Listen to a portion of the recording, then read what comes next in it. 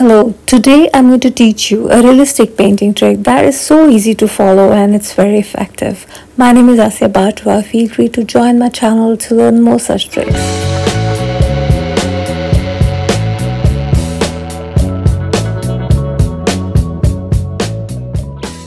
When making realistic painting, try this trick of opposite. What I mean by that is that try to make a solid material using broken lines, whereas a softer material using solid lines, it sometimes works very effectively. For example, over here, this swing, don't be fooled by its material. It's made of iron, but I'm using broken lines to make it just because I want it to look more dreamy, more like part of the scene, subdued kind of thing. And for this tree I want it to stand out, like it's there, its presence is dominating, so I made it using solid lines.